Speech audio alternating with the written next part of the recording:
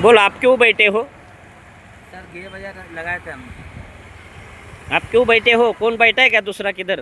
आगे बैठे ना सर। आगे बैठा है, वो बैठा है, आपने दिखाया? हाँ आपको आपने उसको पूछा कि नहीं पूछा क्यों बैठे हो? पूछना चाहिए था ना फिर। सर, ये गाड़ी इधर खड़ी तो गाड़ी वो कौन है आपका? गाँव वाले हैं अपने। हाँ, गाँव वाले उसने लाया कि आपको, आपने लाया उसको? नहीं, हम तो अलग आए, हम अलग अलग आए, लेकिन एक गांव में कैसे क्या दोनों साथ में आए? अलग आए हम। हा? अलग अलग आए। हे पहा, हा म्हणतो तो बसलेला आहे, त्याला काढा रस्त्यावरून, मग मी निघतो थोडक्यात.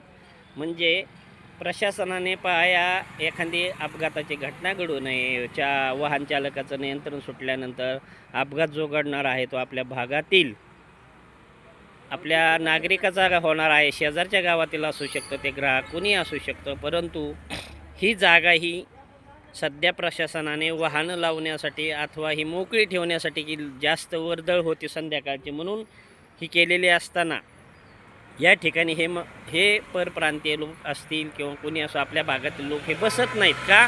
तर आपल्यामुळे एखादी घटना घडू नये तो आपल्याच भागातील आहे म्हणून लोक बाजारात जातात. गर्दी अजिबात नसते, व्यावसायिकांना जागा आहे तरी हे लोक रस्त्यावरच बसणं पसंत करतात. ही खूप खेदजनक बाब आहे.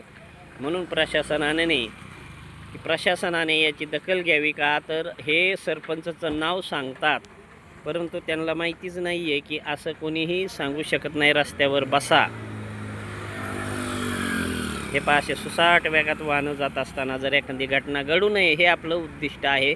यांनी व्यवसाय करू नये हे आपला हेतू नाही आहे. यांनी व्यवसाय अवश्य करावा. पहिली गोष्ट, हे बाजारतळात जागा असताना या ठिकाणीच व्यवसाय का पसंत करतात हे अतिशय महत्त्वाचं आहे.